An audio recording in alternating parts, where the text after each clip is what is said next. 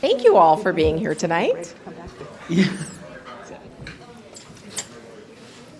Alrighty, so as we get started this evening, I am Rhonda Haynes, and I'm honored to serve as Executive Director of the National Association for Urban Debate Leagues, also known as NAUDL. For the third season, NAUDL is excited to present iResolve, a public debate series launched in 2020 with a goal of engaging high school debaters in real conversation about pressing issues in their communities. However, this year is even more special because this is the very first time that we've been able to bring iResolve in public, in person, as we've always envisioned. We are incredibly thrilled to have you join us tonight and as we collaborate with the Silicon Valley Urban Debate League, more commonly known as SFOODLE, where local students will showcase their keen insight and leverage the skills of analysis, research, and critical thinking as they have honed through competitive debate. This evening promised to restore your faith in the great American tradition of debate. Indeed, for the last several weeks, students have been preparing well-developed arguments that propose viable solutions for regulating social media and combating disinformation. As the November elections approach, these young leaders are given a timely platform to highlight recommended action in this area, such as reforming social media to be regulated like a public utility and adopting a more robust national media literacy curriculum in schools to ensure a more educated citizenry. After the debaters' initial arguments, our guest panelists will offer commentary on these arguments, providing both perspective and feedback for students to consider before their final summation of their cases. I can attest and assure that you will be impressed as two teams weigh various sides and the surrounding impacts of such a critical issue in our modern society. Supporting this important discussion between students, esteemed experts, and interested parties are generous donors. Our sponsors for iResolve 2022, I want to personally acknowledge, with personal appreciation, event sponsor Liz and Randall Sandler, and an additional sponsor, the Asia Group Foundation. Thank you for your commitment. Thank you for your commitment to the conversation and for making the entire series possible this year. Lastly, and as importantly, I want to express my gratitude to Stanford Law School. Thank you for hosting us tonight. We are truly honored and fortunate to gather in such a prestigious and renowned location. And for our students, all of our students who are here tonight, to get a glimpse of the storied campus and as such an extraordinary opportunity. At this time, I am pleased to introduce my colleague, Roland Henaro, Executive Director of Silicon Valley Urban Debate League. Roland will share a few words and introduce tonight's debaters. We thank Roland and SFOODLE staff for their incredible enthusiasm and for being such fantastic partners of NAUDL. Thank you.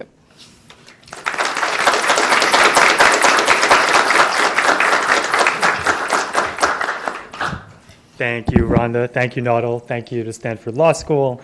Thank you to our sponsors. Thank you to all who are watching us in the virtual world. Glad you're able to join us. So SFOODLE, we affectionately call ourselves SFOODLE, the Silicon Valley Urban Debate League. We have the privilege of working with hundreds of students in the greater Silicon Valley area, students predominantly coming from low-income backgrounds and or students of color, to walk them through this academic sport of speech and debate. Our goal is to help them nurture and develop the very skills that we believe will help them be successful in higher education and the workforce beyond. Things like critical thinking, public speaking, argumentation, collaboration, and research. So whether it's after school or in the classroom, our team, thank you all to this SFOODLE team, are working diligently to support teachers and to support students along those lines. So I have the privilege of introducing our two student speakers today. So first is Eric Zaragoza. He's a senior at Andrew Hill High School. Is an aspiring aerospace engineer and hopes to be one of the first to set foot on Mars. I almost said the moon, but Mars, the Mars. I had the privilege of judging him in a debate tournament about 2 weeks ago. And while technically he did win that round, I did give him the W, what impressed me more was what happened after the round. He took the time to interact with the other team talk about his arguments in a more nuanced way, and even shared advice on how that team could counter-argue his arguments in the future. That type of interaction, listening to understand, helping others people rise, that is what speech and debate is all about. So I'm really privileged to welcome Eric to the stage.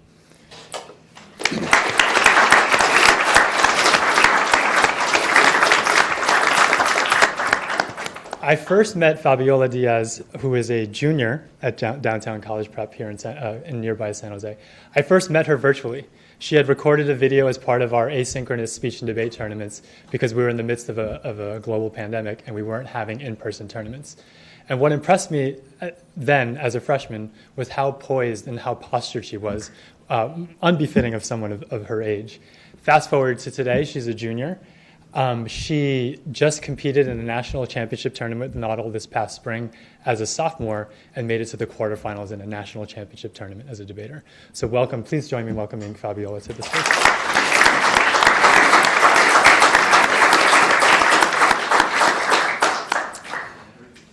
So as Rhonda mentioned, they're going to be offering their own speeches and questioned and given feedback by a stellar panel.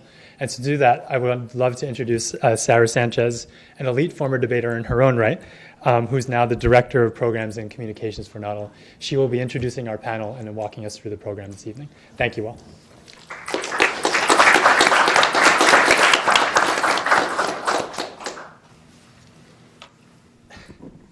Got to pull that down a little bit. Thank you so much for the kind introduction, Roland. When we were conceiving of iResolve a few years ago, Rhonda and I dreamed of a room like this with dozens of guests like you who were eager to hear from the next generation of leaders in conversation with today's current policymakers on critical issues. We'll turn to the students for their opening speeches in just a couple of minutes, but before we do, I have the distinct honor of previewing tonight's program and introducing our expert panel. Tonight's debate will have three main sections. First, we'll begin with opening speeches from Eric and Fabiola. They will each have a brief period to ask each other questions about those cases and to clarify any issues that may have come up for them in them. The second phase of our debate will begin after Eric's cross-examination, when our panelists will get a chance to engage with the debaters on their cases. Each panelist will have the opportunity to ask questions about the students' plans for combating disinformation on social media. These questions will provide insight into the issues the students should consider for their final speeches.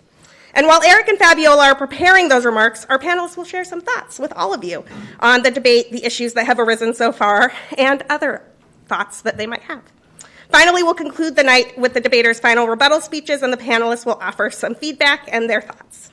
So with no further ado, let me introduce tonight's expert panel. Our first panelist this evening is Shannon Bond. Shannon is a correspondent at National Public Radio, covering how misleading narratives and false claims circulate online and offline, including their impact on society and democracy. She previously covered technology for NPR's Business Desk, focused on how Silicon Valley's biggest companies are transforming how we live, work, and communicate. Bond joined NPR in 2019. She previously spent 11 years as a reporter and editor at the Financial Times in New York and San Francisco. She also co-hosted the award-winning podcast Alpha Chat about business and economics. Our second panelist this evening is Nathaniel Gleischer. Nathaniel is an engineer and lawyer who works at the intersection of technology, policy, and law. He has taught computer programming, built and secured computer networks, prosecuted cybercrime at the U.S. Department of Justice, and served as the director for cybersecurity policy at the National Security Council in the White House. At the NSC, he developed U.S. government policy on key technology and cybersecurity challenges, including encryption, cyber deterrence, internet governance, and network security. He is currently the head of cybersecurity policy at Facebook. Our third panelist this evening is Nathaniel Persily. Persily is the James B. McClatchy Professor of Law here at Stanford Law School. Prior to joining Stanford, Professor Persily taught at Columbia and the University of Pennsylvania Law School. He has also been a visiting professor at Harvard, NYU, Princeton, the University of Amsterdam, and the University of Melbourne. Professor Persily's scholarship and legal practice focus on American election law, or what is sometimes called the law of democracy, which addresses issues such as voting rights, political parties, campaign finance, redistricting, and election administration. He has served as a special master or court-appointed expert to craft congressional or legislative districting plans for Georgia, Maryland, Connecticut, New York, North Carolina, and Pennsylvania. He served as the Senior Research Director for the Presidential Commission on Election Administration, and his current work, for which he has been honored as a Guggenheim Fellow, Andrew Carnegie Fellow, and a Fellow at the Center for Advanced Study on Behavioral Sciences, examines the changing impact of technology on political communications, campaigns, and election administration. He is the co-director of the Stanford Cyber Policy Center, Stanford Program on Democracy and the Internet, and the Stanford MIT Healthy Elections Project. He is also a member of the American Academy of Arts and Sciences and a commissioner on the Kofi Annan Commission on Elections and Democracy in the Digital Age. So you know, no pressure on our debaters or anything. And now we're done. Seriously, I've had the pleasure of working with Fabiola and Eric on their cases for the past few weeks and can assure you that they are more than prepared. So with that, I will turn the debate over to them, and I'll be back with you shortly to guide the panelist question and answer period.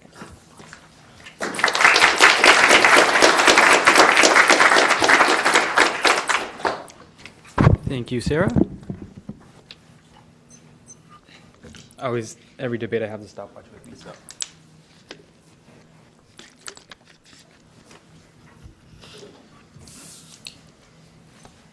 Every year, I have a recurring Monopoly feud with my cousin in Southern California.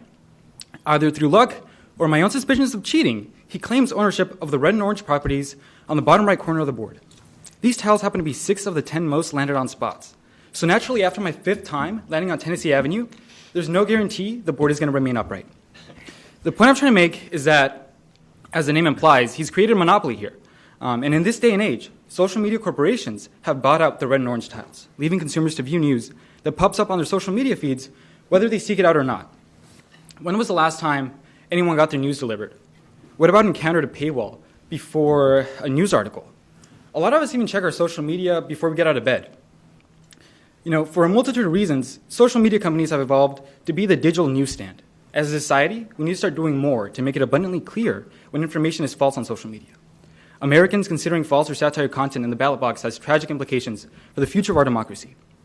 After all, 8 in 10 Americans get news from digital devices, and at least half of Americans get news from social media, either often or sometimes. Ward Cunningham, the co-author of the first wiki, said the fastest way to get a right answer online is to actually post the wrong answer. You've probably come to click on articles because of a blatantly false or enraging headline in the past. And Scott Coing, a doctoral student of neuroscience, notes, the architecture of social media exploits our sense of right and wrong, reaping profit from the pleasure we feel and expressing righteous outrage. At this point, I'm hoping I've communicated 2 things. 1, social media has come to be a primary source of news, given 7 in 10 Americans are on social media. And 2, there's a grave danger in the spreading of misinformation on social media. So with that, my plan proposes treating social media as a public utility. And I'll get straight to the point. What's the baggage that comes with treating social media as a public utility, and what does that even mean? The stark implication is that social media companies will bleed in corporate profit if their products' moral exploits are removed. It's a bit of a vicious cycle. I mean, the Times of fake headline like Pope Francis shocks the world, endorses Donald Trump for president, which garnered 960,000 clicks, by the way, spreads around social media, leads to more clicks and profit for those that put out the story. But it also leads to attention. And demand-side economies or scale are part of the reason social media companies are able to make a fortune off stories like this. They get more users. More users means more profit, as there's a larger pool of users out of which ad companies can target. So if this is a problem, why not consider educating the consumers of news on social media? Well, it doesn't appear to be the most direct way of addressing misinformation on social media, nor does it take away from the huge profit incentive. At this moment, I feel it's a good time to remind everyone that only 2/3 of millennials firmly believe the earth is round. And I'm not saying putting out resources for them means they won't access them, but I just want to let that statistic linger. Treating social media as a utility targets misinformation at its root. It's an effective way of combating misinformation and ensuring transparency for users. Front-end solutions like utility status allow for voters to enact change. Take, for instance, the Texas power grid. In this upcoming election, the people of Texas will be able to vote for a governor who will appoint members of the Public Utility Commission who regulate the state's power grid. After the infrastructure problems of the 2021 winter, the voters are able to create change in who appoints the people who oversee their infrastructure in hopes of preventing the same issue from happening twice. At the current moment, the algorithms employed by social media companies, which target certain demographics of users, are not accessible to the public. An advantage to utility status is the oversight users will get. A business model which profits off its users is reliant on algorithms to make money, until you realize that public utility status entails a monopoly, right? Effectively zeroing out the competition. Designating public utility status to social media companies like Meta is a unique way of dealing with monopoly status. I hope my speech was able to paint a bigger picture about a unique approach to regulating social media companies, and the net benefit being transparency and opening up the door for regulation. Not only will this ensure voters are not unironically citing The Onion and their media feeds, but it makes sure social media is treated for what it's become, a news sharing platform, among other things.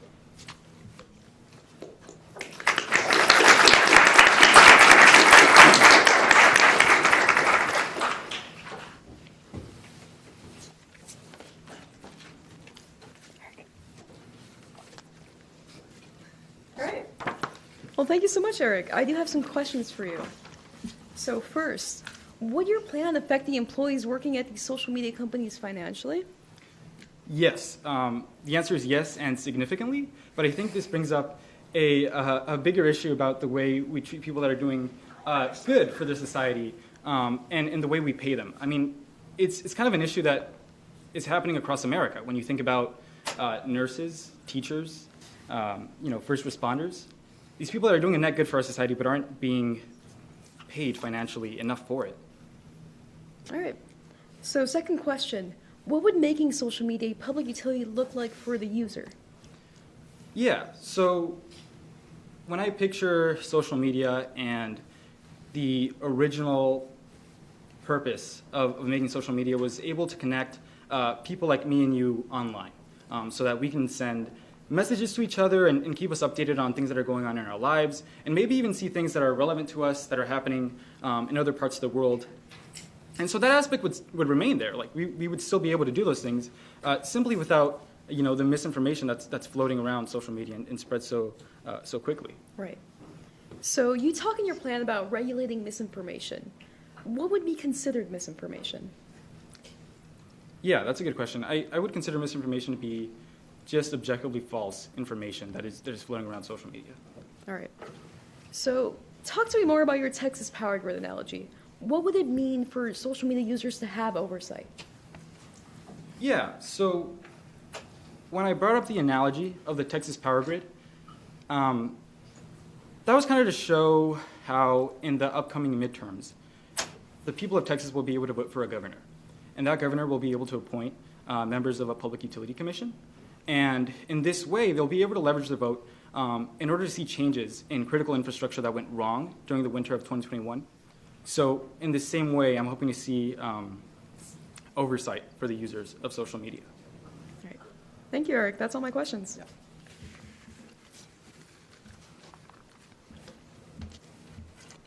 So I'll start now. Sure.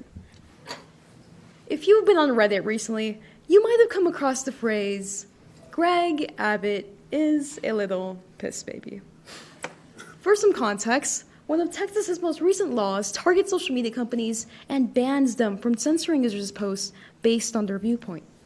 In response, the monitors over at r/political humor decided to raise awareness about the, pardon my language, bullcrap law by flagrantly breaking it. To accomplish this, the subreddit declared that until further notice, all comments published to the community would have to include the phrase, Greg Abbott, the Texas governor, is a little piss baby. Anyone that did not abide by the condition would be banned from the subreddit, effectively censored. Well, hold on. Doesn't this sound an awful lot like Eric's plan? In a word, the Texas law forces social media platforms to carry speech the platform may not want to.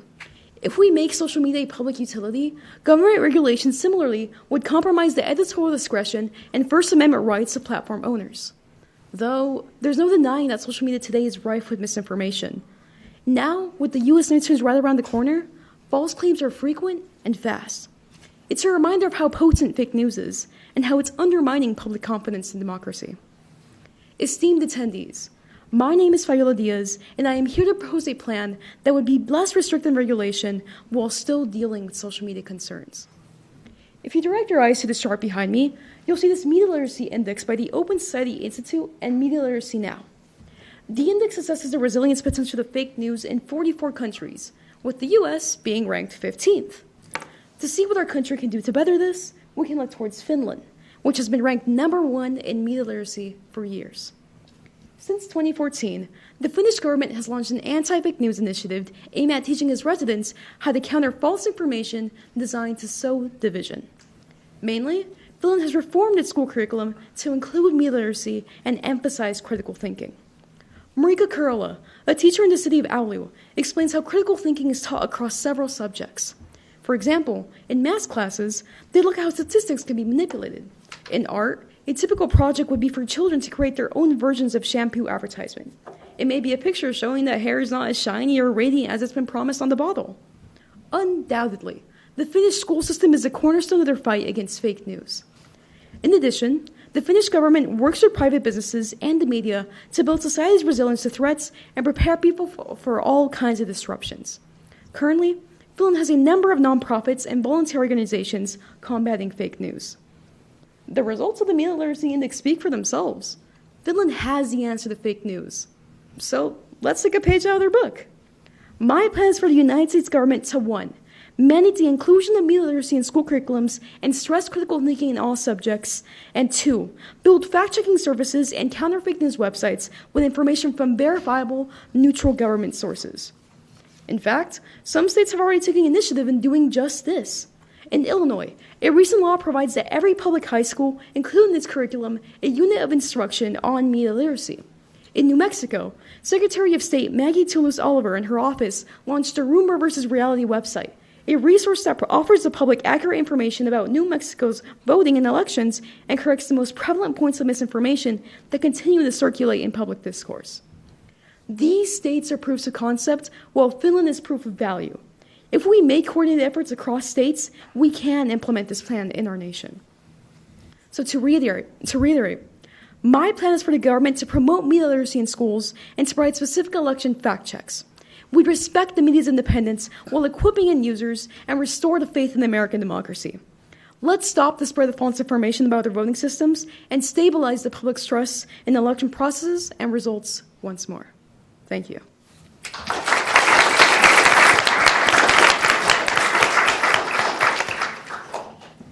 Okay, Fabio, it's my time to ask you questions. So, you outlined in your plan a goal to restructure the curriculum in schools to address media literacy. But won't this take away from core topics that we have to learn in school? All right, thank you for your question. So on the contrary, I believe this plan will enhance school curriculums. If we look at Illinois, the law is written to allow media literacy to be taught in any subject. So similar to Finland, this could be math class, art class, any class really. So just in addition to teaching the actual subject, emphasis will be put on critical thinking and teaching students how to ask questions. So who made this? Why did they make this? Is there information omitted? So just to answer your question, this plan will not jeopardize the student's education and actually enhances it. Okay, I see. In your speech, you also bring up the example of Finland, right? Finland has a population of about 5.5 million, while the U.S. has almost 60 times that. So what about your plan ensures that we would be able to apply this across the board in the U.S.? Yeah, so we can already see the school part of the plan being implemented in Illinois, a state with a population over double that of Finland's. And even though my example of New Mexico has a smaller population than Finland, other states have taken similar fact-checking initiatives with bigger populations like California, Colorado, North Carolina. And again, these states are proofs of concept, evidence that this plan is feasible and can be applied at a larger scale across the U.S. I see. My last question for you is, your plan mentions spreading counter fake news websites. Is there any guarantee these will have as much traction as some of the misinformation that's spreading online currently? So while we can't force people to look at fact-checking websites, I believe the school part of the plan will make up for this. Right, Jussi Tuominen, the chief communications specialist for Finland's prime minister, says that the first line of defense against misinformation is the kindergarten teacher. We can apply that here. Finland has shown that its school plan is effective and works at combating social media misinformation. I see. Okay. Thank you.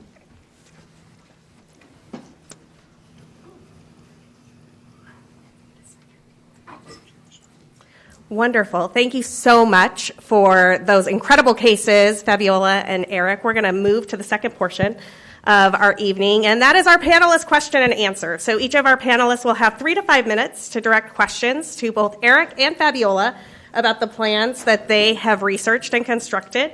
That feedback will then be incorporated for our final speeches. I'll be back with you in just a few minutes after that question and answer period to chat with our panelists while our debaters prepare their final speeches. Who do you want to go first? Ms. Bond, my apologies. So I'm going to start. Eric, I'm curious, when you're in your model of thinking about classifying social media as a public utility, I want to dig a little more into what you mean about how that exactly works. When you're talking about the parallel with the Texas Power Grid, the idea of a commission, I guess, what safeguards do you see in that case of preventing undue political influence? In terms of who's going to be on, who gets to pick that commission, who's on that commission. I guess in some ways, people may not be happy right now with the likes of unelected corporate executives making these decisions, but I'm not sure a lot of people would be happy with politicians making some of these decisions either about what content stays up and what comes down. Yeah, thank you for your question. I've actually considered partisanship in the way we would go about regulating misinformation, and one of the things I came across was the way it's done on news websites. So you'll find that in every claim that you make, there is an objective fact, right? And this is either regarded as true or false. And from there, maybe there's a truth that's bent, or maybe there's a truth that's like true, or maybe it's something that's completely false.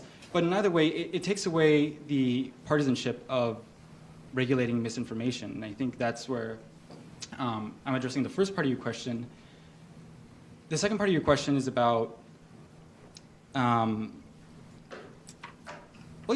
second part of your question is also about partisanship, right? And ensuring that, we never end up in a situation where we have a certain political party controlling the information that's getting regulated. And I think sticking to objective truths and false is the way to prevent that. But newspapers themselves, and working within a newsroom, a huge debate in the industry right now is, what does it mean to be objective? Should we be objective? And sort of like what does that mean? Does that mean giving both sides equal weight, even if one side is objectively lying? Should we call things lies? I mean, these are live debates that are happening in newsrooms right now, and I think one of the issues here is that if we're just focusing on really truly baseless, factually untrue statements, that's one thing. But it strikes me that a lot of the challenge that we're facing with misinformation these days is much, in some places it's not so much that it's just saying, literally saying Pope Francis endorsed Donald Trump. It's taking something that has a core of truth and casting it in a way to make it misleading. And so I guess I wonder how you would think about, when it's not quite so black and white, true or false, which so much of this is, how is this going to be a more effective way at addressing that? When, as I said, I think news organizations themselves struggle to do this.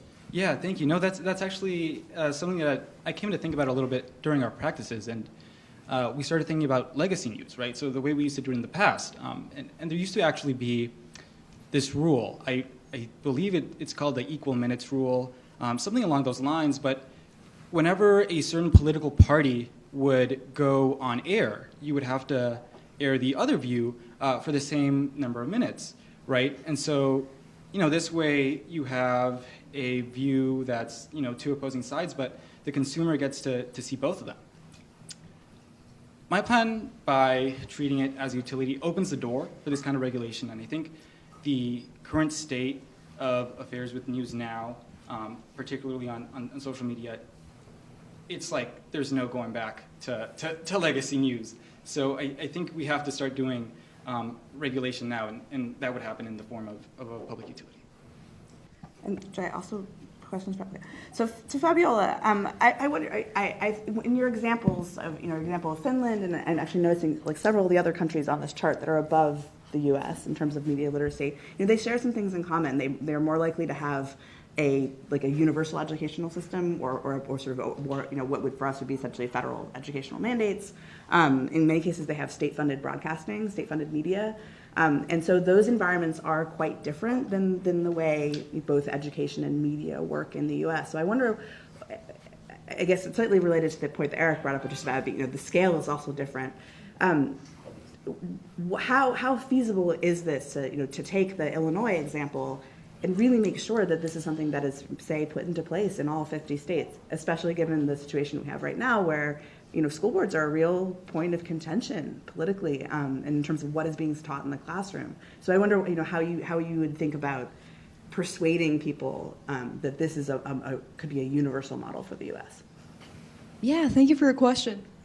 So the idea I had thought of was during President Obama's presidency, he launched a competitive program called Race to the Top, where schools would be given grants if they changed their educational policy. And that saw great results. Many states did change their educational policies to receive grants because these grants could reach upwards of $700 million, which schools could really use. So in the end, it's just like what you were saying, bring politics into the classroom. If a teacher, again, we can't force teachers to not bring politics into the classroom. Legally, a teacher can. But it'll be a teacher's choice whether they want to bring their politics into the classroom or get a raise. That's time. We'll move to Mr. Clutch. Sure. Eric, start with you. Building on, I think, some of the questions Shannon was asking, I'm curious, one of the biggest challenges I think we have in the United States, or one important challenge we have in the United States, is distrust in government institutions and dispute about which institutions we should rely on and which ones we should trust. And so if you are envisioning a world where you have a government body or a government institution that determines statements that are true and statements that are false, who would that be? How would you build actual checks in and around it so it couldn't be exploited? And then, just as important, how would you actually make it trusted in some way? So there's a actual function, and then there's a perception challenge. I'm curious how you think about that. Yeah. So, for this, I'll default to one of the things we like to think about in the realm of policy debate, right? So it's, would the plan you're proposing be better than the status quo? Like at the moment, to address the first part of your question, it would put a stop to the bleeding, I think, in terms of there is people exploiting just blatantly false headlines and news stories for whatever reason, be it monetary gain or fame on some social media site. But it would put an end to that. And I think doing that first also puts an end to people bringing these, or what they think are facts, to the ballot box. And when you have a body of more educated voters, or at least ones that are not being misled, you're able to have a more salient democracy. And I'm not sure if I was able to answer the second part of your question, but if you could rephrase it for me, maybe? Well, actually, let me follow on then, which is to say, I think in order to stop the bleeding, I think one of the most important challenges and one of the hardest realities about grappling with disinformation on social media is the scale problem. Right? So you're dealing with billions and billions of posts every minute. And so in order to stop that bleeding, you have to have a system that can do that determination you're describing fast enough to keep up. How would you think about that as a challenge? Yeah, no, that is definitely a problem in terms of scale. And I think, I probably wouldn't be able to think of this answer if we weren't where we are right now, in the heart of Silicon Valley. But, we see developments in technology, especially in the realm of AI, happening so fast around us. And I think as we come to harness this technology, we're able to, have more practical applications for it. One of them being, regulating through content and sorting through content online. Especially when you don't have a body of people that are required to do these things. Now you can rely on a computer to do them. I think it becomes a lot more practical. Yeah. I will say, for you to think about, speaking as someone who deals with those AI systems that do this, I would be very careful about trusting those determinations purely to AI systems. They make very bad decisions, often in large volume. And so you have this fundamental challenge of how do you do scale and how do you do people, right? Fabiola, a question for you. Media literacy is a really important component of any solution, but it also takes a long time, right? To build and educate a population, if we're thinking about elementary school students, it's a long time before they're going to be voting. And things that what we've seen, I mean, when we think about the population in the United States that has so much power right now, these are people who are out of school. How do you think about, while you're working on a long-term solution like that, what do you do in the short term to manage the challenges we face now? Yeah, that's a good question. Thank you. I think in the second part of the plan, I did mention we're going to have fact-checking websites, like a national fact-checking website by a neutral government, like a nonpartisan committee. And I think that's also, that's going to be available for people out of school to access. But of course, a critique there is that not everyone's going to want to access it. So then what we can do is also have this in adult schools. That's something Finland is doing. Also just teaching this in adult schools and providing just resources in libraries and other public areas for adults. So I hope that answers your question. Yeah. Well, then I guess one other question that I would have before we finish up is one of the challenges with media literacy. There's a concept in law and in law and economics called the least cost avoider, which is who is the person or the body experiencing a problem who can solve it for the least cost. And I think many people would say that expecting the public to try to solve this problem, they are not the least cost avoider. It's very hard. It's very complicated. It puts a lot of burden on them. And so how do you feel about the worry that it sounds like we are sort of burdening the victims, right? We're putting the expectation on the targets of all of this to solve the problem themselves. Yes. Could you restate your question, please? Yeah. Sure. My worry, one criticism I've heard of media literacy is you're essentially expecting the targets of all the misinformation to solve the problem, as opposed to having either the company step up or government step up or some other player. How do you feel about that trade-off? Right. So the reason I chose my plan is because I feel like social media is just too vast to regulate. And I feel like the government, again, can't really be trusted at times to make these regulations. So I think really educating the public so that they can make these assumptions for themselves. Obviously, our sources have biases. So if we educate the public, they can see for themselves like what biases they want to agree with, what biases they don't want to agree with. So I think that's really just the best course of action to take there.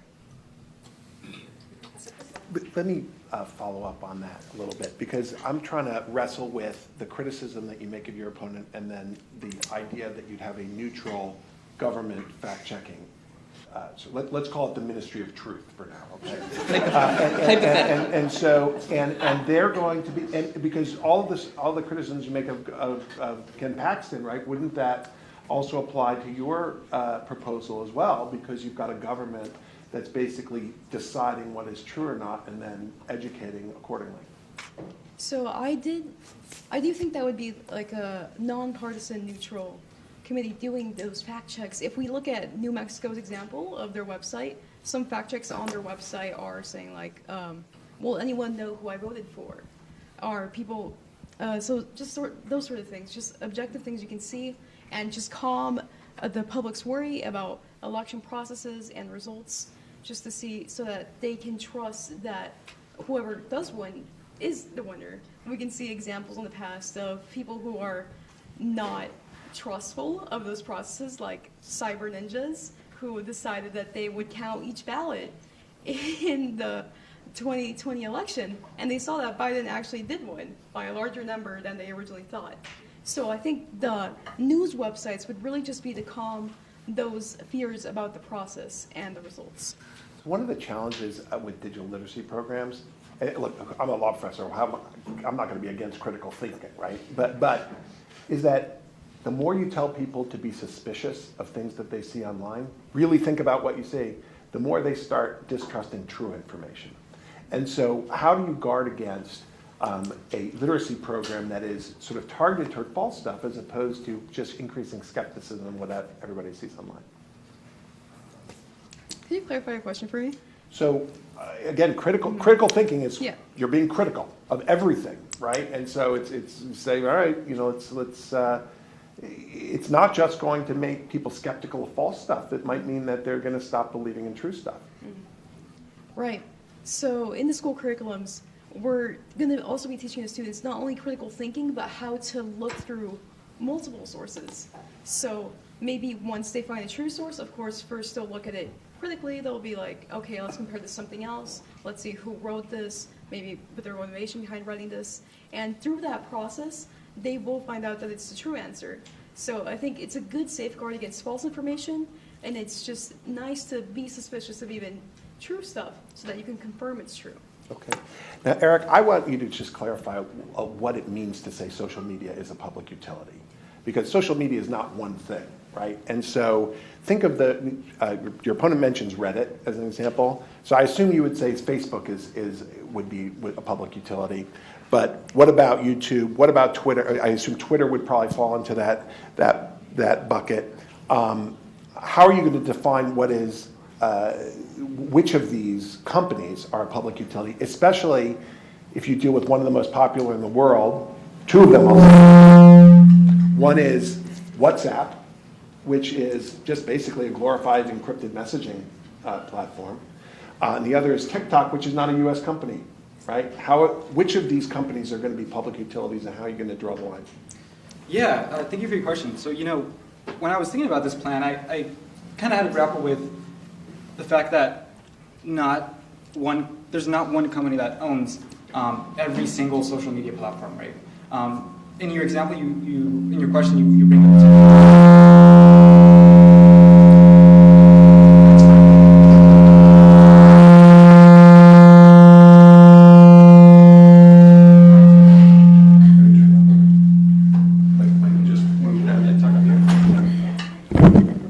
I can give my answer through both mics.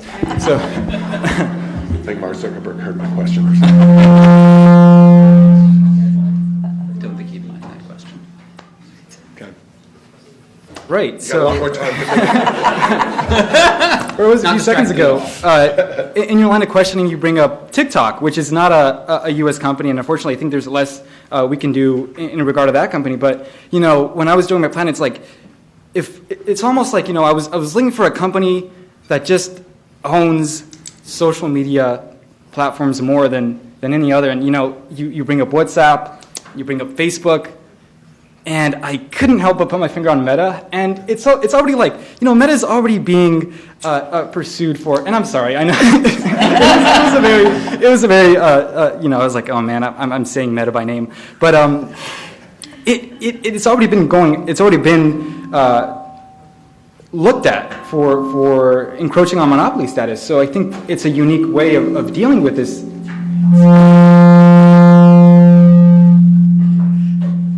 Status as a monopoly that. Yeah. Okay, got it. Say no, yeah, that's right.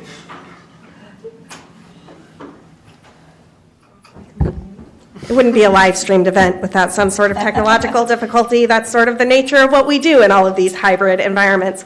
Our debaters have 8 minutes to prepare their final rebuttal speeches, and while they are doing that, I'm going to engage in a little bit of a question and answer with our panelists just about what they've seen. Do not worry, our debaters are used to preparing in an environment that has a lot of cacophony, so they will be totally fine in this instance. But I would just like to start, and maybe I'll just start in reverse order with Professor Persily. What did you see from the research that the students had done, and how does it apply to work that you're doing every day in social media and disinformation? Well, it's funny because I teach a class on free speech, democracy, and the internet, and literally just yesterday we were talking about what's known as the net choice litigation, which has to do with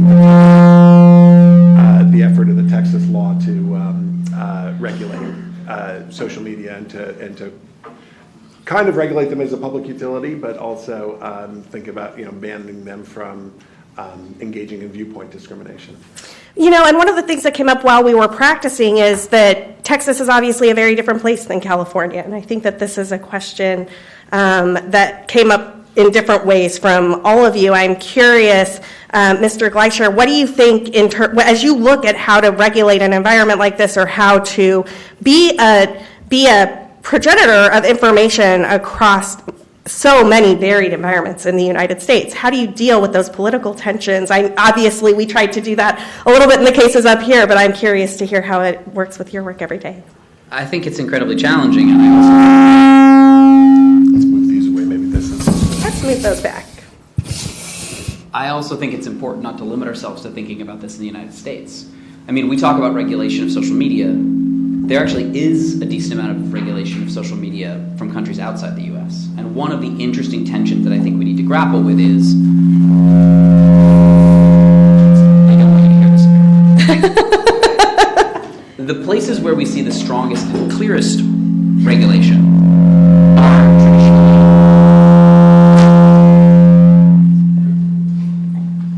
I believe they are all off. I think it might be the table. Table mics. We can turn them off, but then people... If you turn That works. Nope. Oh. We were so good for so long, and I'm not sure what we changed. sorry. You hold it down and it appears to turn off. Yeah, you Yours can turns turn on. them off, but This is tech prep, everybody. Tech prep. people in the Yeah, there we go. Put it down, unplug it.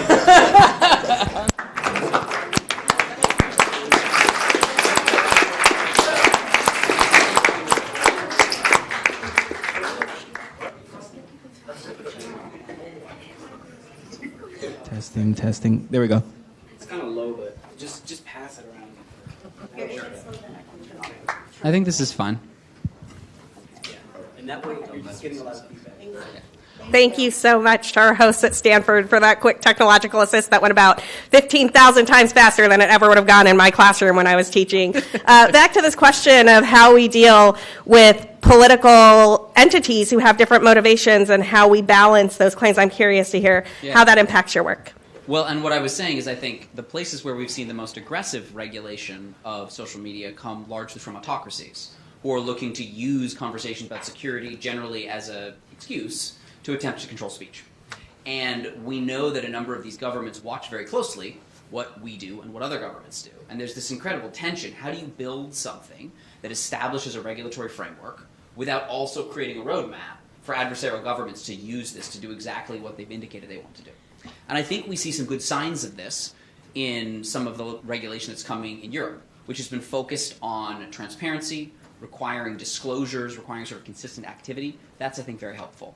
From our perspective and from what I do, at least for my team. So for context, my team at Meta leads our work to track and counter determined adversaries around the world. So we coordinate this work across the company. And the most important thing, because we're operating in hundreds of countries, whenever we take action against a bad actor, you would expect that some people in that country probably are sympathetic to what the actor is doing, and a lot of people are against it. You have to be as transparent as possible what you're doing. You have to be consistent. And you have to be as above reproach as possible. That's impossible sometimes, but trying to aim for that and trying to be as transparent as possible is, I think, the best defense that's out there.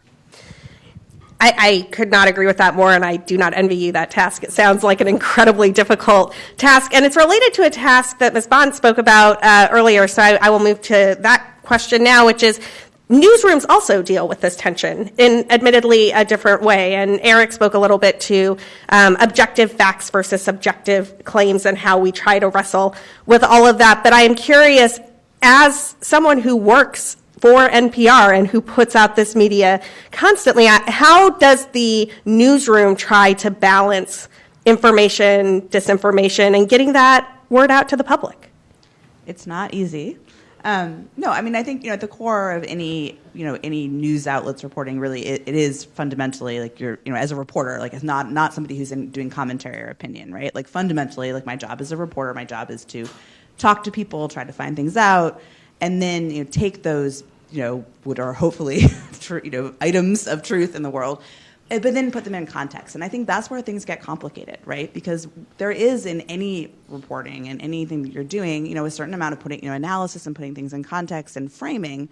And that is where I think we're increasingly seeing newsrooms do more self-reflecting on what does it mean? There was a lot of talk during the Trump administration, right, about normalizing, about the idea of, like, how do you describe the actions of a president who is behaving the way that no other president has ever behaved but day in and day out, and without defaulting back to your sort of normal, like, this is what's happening in the White House coverage.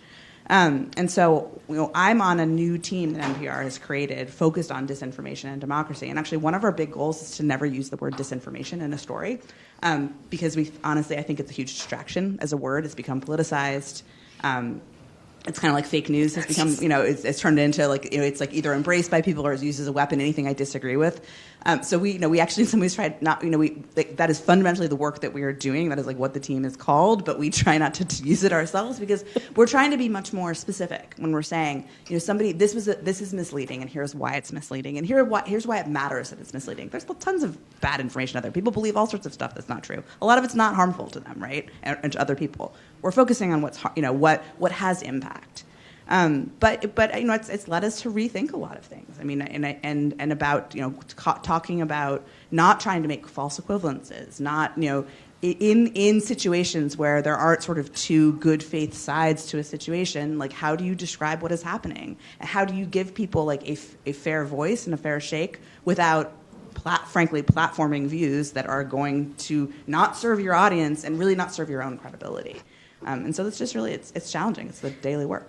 Sounds like a really interesting process of triage, and that'll lead me to my last question for each of you. We only have about a minute left for our debaters to prepare their speeches, and then we'll hear from them. They're much more interesting than I am. But I'm curious what you see in this debate process itself and how that might be a way for students to be better prepared for this media environment that they are going to find themselves in. The research that you have to do, parsing claims, understanding those various authors and their point of view. And we'll just go in reverse order since you've already got the mic.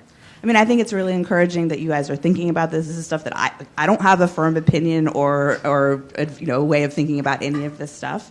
And to be thinking of it and aware of it now, I think is really important. And I think the process, again, of researching and thinking through the implications, right? It's sort of like so much of what happens with policy often gets talked about as if it's in a vacuum, and actually thinking through the implications, like what would this mean, to Nathaniel's point, how would this apply outside the U.S.? Just, I think giving that kind of perspective is going to be incredibly important for them in anything that they're doing going forward. Shannon used a really important word, which is she used the word misleading. And that's, I think, a very important word in this context because it's not the same necessarily as objectively or provably true or false. Something we've been circling around a lot here that I think is important is when you talk about false narratives online, it's very easy to imagine it's about false claims that you can prove. And the truth is, the vast majority is not about a provably false claim. It's about something that shades a statement, something that is, as I suppose you would say in politics or law, mere puffery, something that is misleading to some degree. And I think that's a much, much harder problem than just provably false. And if you were to look at the history of political discourse in this country, you would see a long history of exactly this, institutionalized as not just protected, but essential to public debate. And so the way to deal with an environment like that is to be able to critically analyze, not just can I prove that this is true or false, but what's the intent behind this?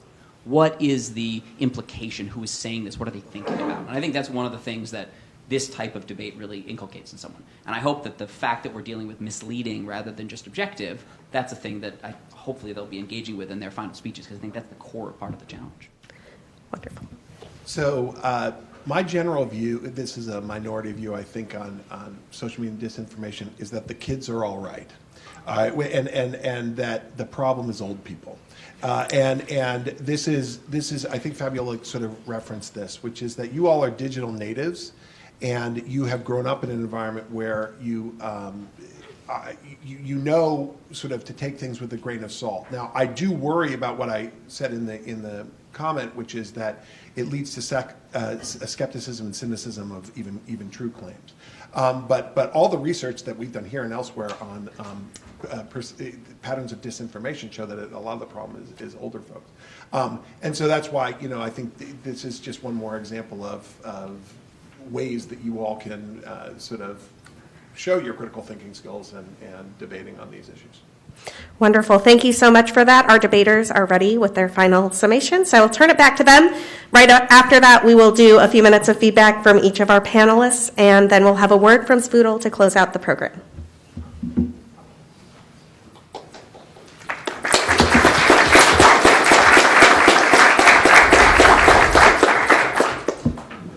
Yeah, hi everyone. So, in this speech, I'll be reiterating my plan, addressing concerns with Fabiola's plan, and speaking on the question brought up by... That's what it was. Okay, my fault. And speaking on a question brought up by Professor Persily in regards to social media being regulated. Some of you might be aware of the recent lawsuit where Alex Jones, an internet conspirator, was propagating lies on social media about the Sandy Hook families and was ordered to pay nearly $1 billion in settlements.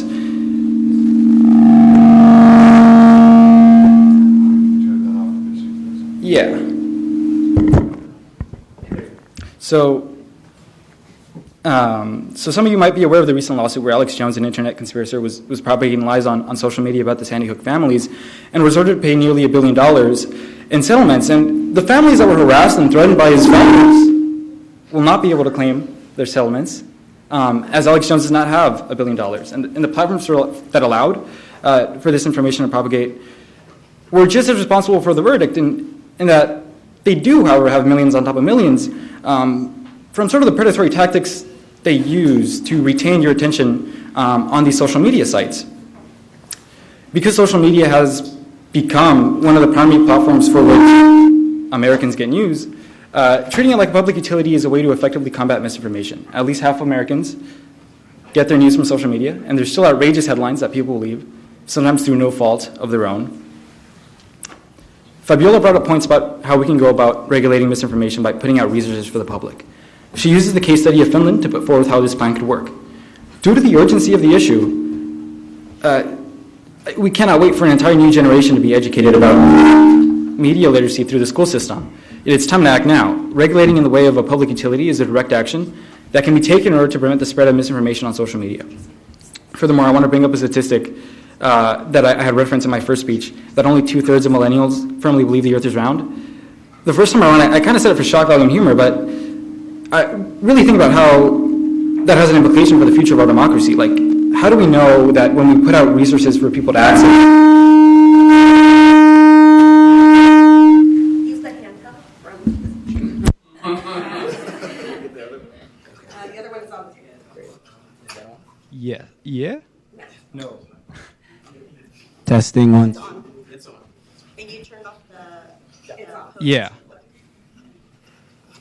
Yeah, so, like I was saying, it's time to act now, right? Regulating in the way of a public utility is the direct action that can be taken in order to prevent the spread of misinformation on social media. And I had brought up how only 2/3 of millennials believe the earth is round and the implication that it has for our democracy, in the sense that when you put information out there for people to use, like, is there a guarantee that they will do so?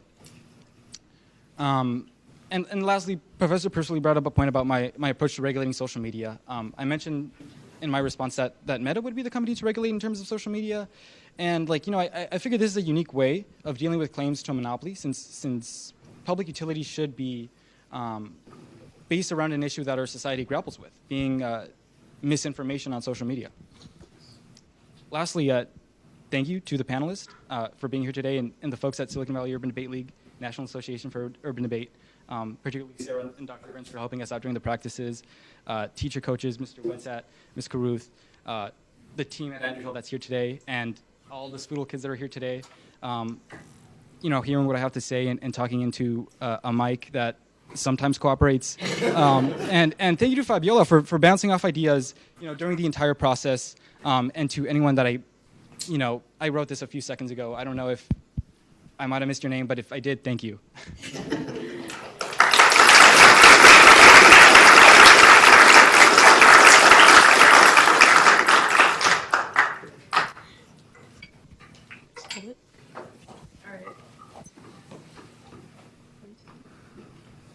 Okay. Restriction of free thought and free speech is the most dangerous of all subversions. It is the one un-American act that could most easily defeat us. Justice William O. Douglas. I'll let that quote linger. In this speech, I'll be restating my plan, address a panelist question, and conclude. First, to restate, my plan is for the United States government to, 1, mandate the inclusion of media literacy in schools and stress critical thinking in all subjects, and 2, both fact-checking services and counter-fake news websites with information from verifiable, neutral government sources. We'd respect the media's independence while equipping end users, upholding the key tenet of our democracy. The U.S. midterms are 13 days away. The combined efforts of Russia and Iran to negatively influence U.S. elections demonstrates the importance of responding to the problem of misinformation. We must take action if we want to preserve democracy. Eric comments about the timing of my plan. But how long will it take for social media to be turned into a public utility? We simply don't know. This has never been done in history, and we don't know if it'll take maybe just as long as my plan will take. So either way, moving on, a question I was asked by both Nathaniels regarded the second part of my plan, the counter-fake news websites, myth-busting, if you will. The worry here, if I'm correct, is what sort of information would be considered fake and true? A similar concern to Eric's plan. So North Carolina's Board of Elections and their Mythbuster Monday, Connecticut and its full salaried staff person who focus exclusively on combating misinformation, and California's Office of Secretary of State working with the U.S. Department of Homeland Security. What are they spreading? Right? These resources are designed to provide accurate and reliable information related to the security of election infrastructure and related processes. It is not intended to address jurisdiction-specific claims. Instead, they address election security rumors by describing common and generally applicable protective processes, security measures, and legal requirements designed to deter, detect, and protect against significant security threats related to election infrastructures and processes. Eric says his plan will address the root of the problem. But if we really want to tackle this problem at the true root, we need media literacy in schools. Earlier, I said education is the cornerstone of the fight against fake news. But really, education is the cornerstone of everything. Education plays a critical role in maintaining a functional democracy. If we value our information environment, we must prioritize critical thinking in schools. I know I use my devices a lot, and I know some of you out there probably use your phones in just this time. With how much the U.S. citizens use the media, it's imperative we have a system where we can discern lies. I repeat, states like Illinois have implemented these systems and act as proof of concept. Media literacy can and should be incorporated into our classes. We're at a critical point in our nation's history. Without major efforts to increase confidence in our election system, we might not be able to win back the public's trust. If we want to protect American democracy, we need to rebuild civil society with education. Thank you for your time. We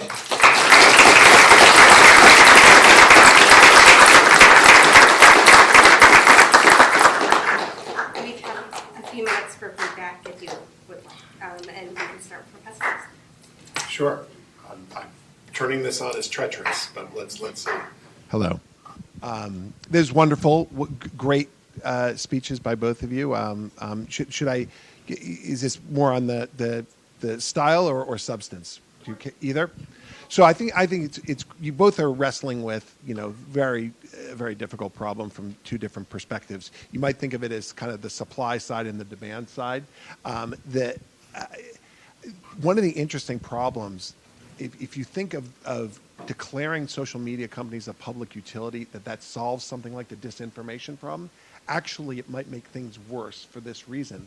Because once they're the state, once they're like the government, then their ability to regulate things like hate speech and disinformation is actually handicapped, because hate speech is constitutionally protected according to the Supreme Court, and most forms of disinformation are also. So that there are maybe good reasons. Most of the arguments often on making them like public utilities are like what we see in Texas, which is that you're worried about political bias on the side of, say, the content moderation systems of the companies. So it's not clear it's going to solve some of the say disinformation problems. On the digital literacy question, you're right, of course, that you have all of these particular examples in states. And I know Maggie Toulouse-Oliver quite well, actually, but it's not without partisan acrimony, right? So that a lot of these types of institutions are seen as particularly pro-left, or if in, say, Maggie Toulouse-Oliver's case, if it's a Democrat who's in charge, there's going to be a lot of acrimony about that, and especially if you did it at the federal level. This is why I was sort of jibing you with the kind of ministry of truth. So that if if we're going to have a national effort to try to do fact checking, I think it's going to be, whoever is in charge is going to have a lot of power to decide essentially what is truth. Well, I guess maybe I can blend the two sides of sort of the substance and then the presentation. The first thing that I would say is one of the things that makes this debate so incredibly difficult is how hard it is to define the terms around it. And one of the things that I didn't hear at the beginning was defining what is misinformation, what is disinformation. And actually much of the debate ends up being people who disagree about that and are basically fighting about different things without realizing it. So one of the things that I would say from the substance of it is how important those definitions are, but then also from the argumentation perspective, defining those terms early I think is really critical and will help the judges or the panelists challenge you in the most effective ways you can demonstrate the scope of your argument. The second thing is I think there's really hard cases out there for both sides of this, and it's important to grapple with them. So, for example, from the context of a trusted government body, we have, as Nate was just alluding to, unfortunately some really difficult examples of government bodies set up to tackle this that were then attacked. If we think about, for example, the Disinformation Governance Board from DHS, if we think about the attacks on Rumor Control, which was a fact-checking website that was set up, we have these examples where they create lightning rods. And you should sort of expect that the panelists will be thinking of those, and going right into them at the beginning lets you set the terms. So how do you grapple with kind of the hardest cases is a thing that I would think about. And I think it ends up being really important for this debate because there's so many cases on every side that it's easy to kind of pick and choose. And if you pick the hardest ones, you can present the strongest form of your argument against the greatest challenges. And then the only other thing that I would say that I think is interesting is I would think about, and again, this bridges tactics and substance, calling back to existing solutions in other contexts. There's a tendency, I think, to say social media and this current moment is like nothing we've ever seen before, and I'm relatively suspicious of that because I think most media evolutions aren't totally different than things we've seen in the past. And we've had solutions to deal with how do you determine what's a truth or a lie throughout human history. The challenge, of course, is that the internet strips away context, and all the techniques we've developed don't work online. So we're trying to develop new ones. But something that would be useful, I think, both in making the argument and in strengthening the pitch, look back at the techniques we use in other cases. How do they work or not work on social media, and how can we adapt them? Or how do we look at them and say, this isn't useful, and move on? I thought you both did a great job, and this has just been a fantastic evening. Picking up on Nathaniel's last point there, I think that's a really good suggestion and thinking about what's existing out there. And one thing I think to consider, especially for Eric's case, is thinking about media regulation, not just social media regulation. Thinking about, certainly in the U.S., obviously we have a strong freedom of the press. We don't have a ton of media regulation, but there are certainly laws and guardrails, and you mentioned things like equal time. And think about how we have managed, for better or worse, and for OAN and Fox News and all that aside, we do have, there is an ecosystem, an industry of media, that is, that has survived a long time through technological change and is trying to figure it out. And I think there may be lessons to learn there. And I think my ultimate takeaway is probably, these are really hard questions, and the solutions probably end up marrying parts of both of your plans.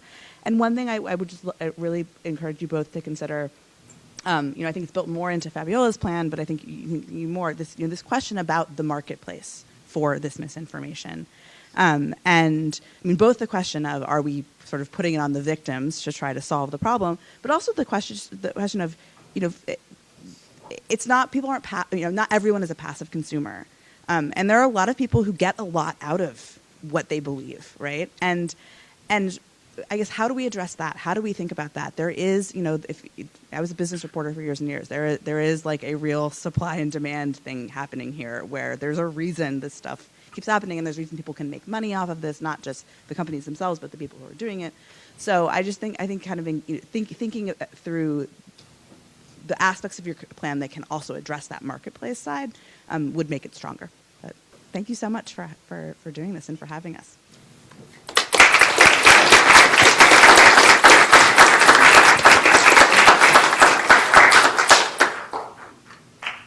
No? No feedback, hopefully?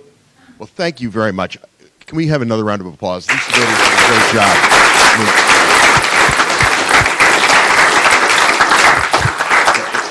They did a great job in the face of technical difficulties and a very maybe intimidating panel for two young people who have never been in a position like this before. So great job, guys. So what did we see? We saw two different frameworks for addressing a problem that we all think about all the time, and that led us to have an interesting exchange of ideas to learn more about what we can do, what we can't do from different perspectives. And that's the power of speech and debate. That's what we need in our society to save our democracy. If putting aside how we implement it, if people approach the problems and the questions that they face in their life by asking questions, by challenging assumptions, by applying rational thought, by getting facts, and be open to the viewpoints of others, then we could have a productive and healthy democratic society. And there are so many forces that are working against that. So that's why we at SFOODLE and at the National Association for Urban Debate League see it as so important to train young people like we have in the room here, like our two debaters, in those skills, to put it in a competitive environment, to allow them to take opposite sides. We do it, as Roland mentioned, in after-school debate activities and competitive activities, and we do it in the classrooms by providing curriculums to teachers to teach kids how to debate, but also by going to students that are in classes that aren't necessarily obvious targets for having this sort of debate-centered instruction and help teachers figure out ways to bring that to bear. So it's really important. And I just want to thank our panel. To be here and be as engaged as you were, we have the perspective of someone from academia who has been helping states define how they do elections, someone from industry, Meta, the most powerful in all its facets, social media company in the world, and from the press, someone who's grappling with trying to inform the public at the same time as being a target by political forces for sometimes saying things that they don't want to hear.